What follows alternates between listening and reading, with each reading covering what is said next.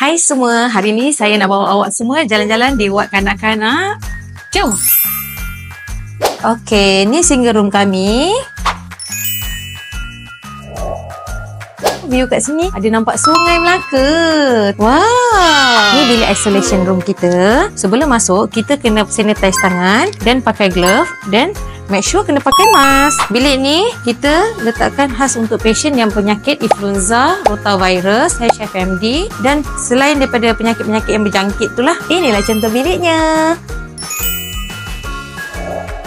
Okey, yang ni bilik tu bedded kita.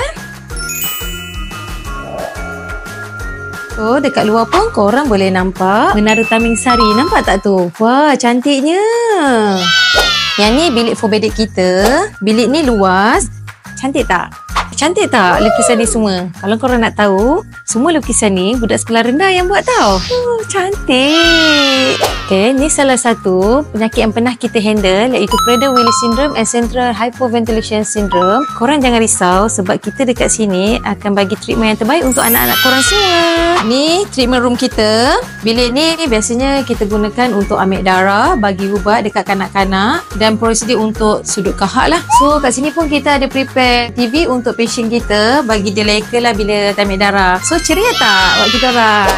Di ward kami juga, kami mempunyai mesin liga yang digunakan untuk merawat pesakit, terutamanya mereka yang mempunyai masalah pernafasan.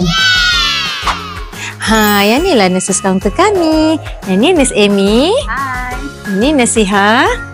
Yang ni Nurse Mira. So, mana lagi? Putra.